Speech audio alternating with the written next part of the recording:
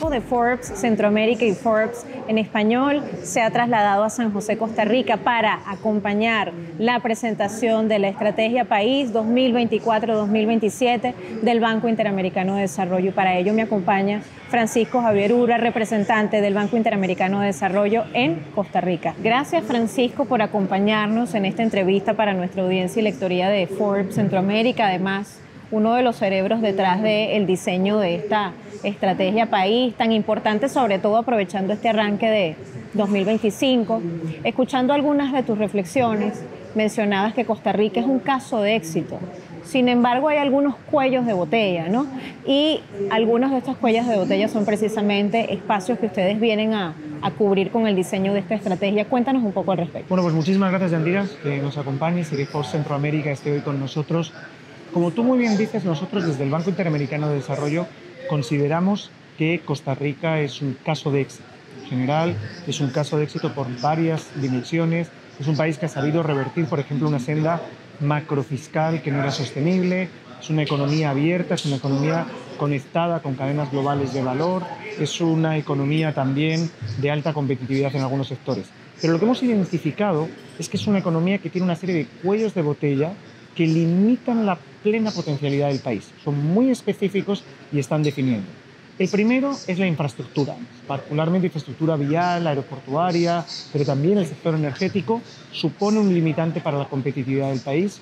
El segundo, el sector privado, donde vemos que hay una dicotomía entre un sector privado, por un lado, diríamos, exportador, vinculado a las zonas francas, que sí tiene alta competitividad, que tiene acceso a financiamiento, que tiene acceso a clústeres productivos, y el sector doméstico que no tiene esta, por decirlo así, capacidad.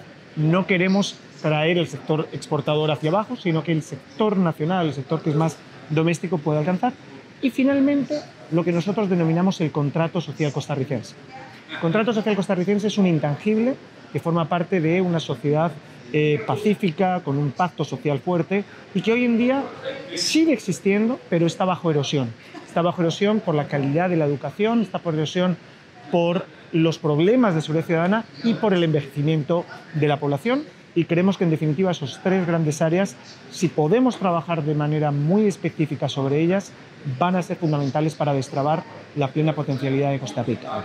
También mencionabas que esta propuesta cuenta con una selectividad estratégica como elemento de diferenciación. Además, Costa Rica es el primer país en Centroamérica en el que se presenta este tipo de proyecto. A ello se suma la existencia de un diálogo mucho más sofisticado. ¿Por qué? Sí, muchísimas gracias, Yandira. Realmente, en efecto, como tú dices, esta es una estrategia que se ha aprobado bajo el nuevo formato de estrategias de país del BID, que tiene algunos elementos muy distintivos. Bajo el liderazgo de nuestro presidente, Dylan Goldhahn, tenemos una nueva visión que se llama la visión Impact Plus y se ha traducido también en el área de estrategias de país. La primera, como tú dices, es selectividad estratégica. Es centrarnos en algunos temas donde tengamos una ventaja comparativa y podamos tener mucho más impacto. Lógicamente, esto exige de un diálogo más sofisticado, en el sentido de con Hacienda, pero también con otros pares, para saber en qué áreas vamos a trabajar. La segunda dimensión es el enfoque programático. ¿Y qué quiero decir con esto? Es algo muy sencillo. Es superar la idea de un banco de proyectos. No somos un banco que financia una carretera o un puente o un aeropuerto, sino un diálogo mucho más estratégico, que es el que hemos tenido con el país, decir cuáles son las grandes áreas donde queremos trabajar. Queremos trabajar en una mejor infraestructura, en una sociedad más segura, en un sector privado, y a partir de ahí luego se definen los proyectos. Y el tercero es la idea de una única propuesta de valor de todo el grupo BID. Antiguamente, con las estrategias anteriores, eran un cierto conglomerado de sector público, de innovación y de sector privado. La idea ahora no, la idea es se identifican cuáles son los grandes temas y a partir de ahí BID, que es sector público, BID Invest, que es sector privado, y BID Lab, que es nuestro brazo de innovación, ven cómo contribuyen, pero la propuesta de valor es una. Resumiendo, selectividad, enfoque programático y una única propuesta de valor.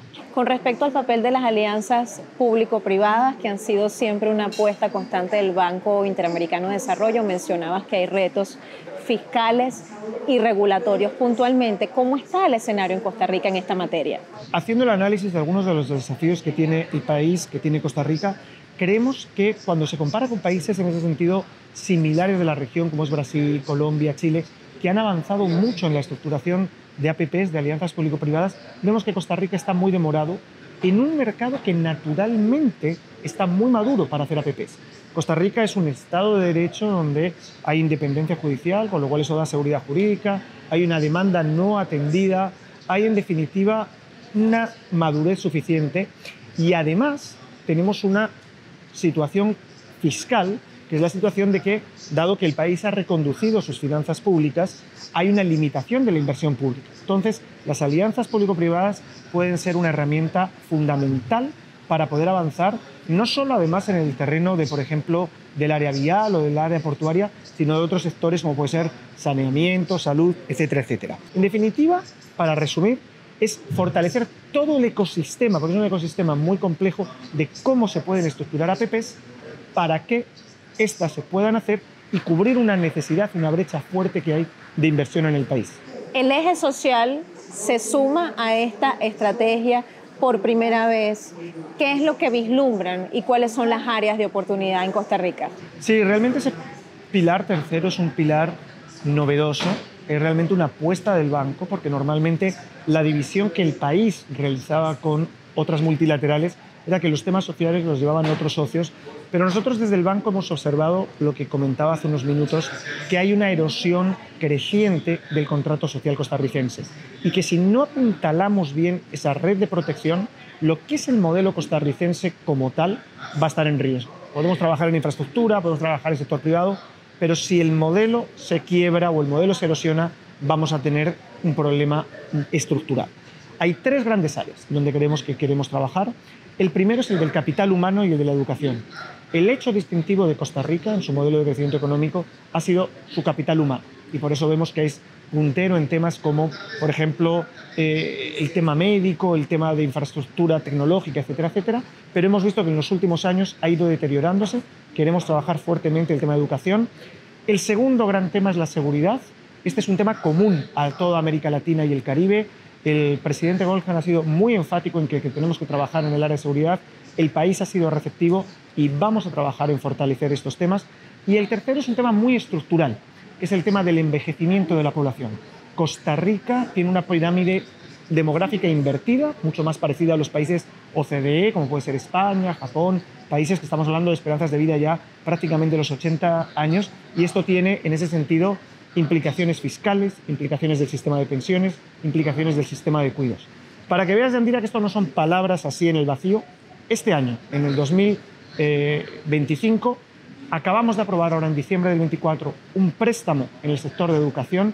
Vamos a aprobar próximamente, en los próximos, yo creo, marzo-abril, un préstamo por 350 millones para el fortalecimiento de la seguridad ciudadana y esperamos, a la altura de octubre del año que viene, aprobar el programa de reforma de políticas de todo el sistema nacional de cuidados del país. Con lo cual, cuando estamos aprobando hoy la estrategia de país, no es solamente una hoja de ruta, sino que ya estamos poniendo los ladrillos que van a dar ese impacto en la dimensión social del país. Muchísimas gracias, Francisco Javier, por cedernos este espacio de análisis tan interesante que estoy segura de que nuestra lectoría y audiencia de Forbes Centroamérica y Forbes en español sabrá acompañar y, por supuesto, nos corresponderá además llevarle el pulso a lo que sea la implementación de esta estrategia país 2024-2027. Muchísimas gracias a ti.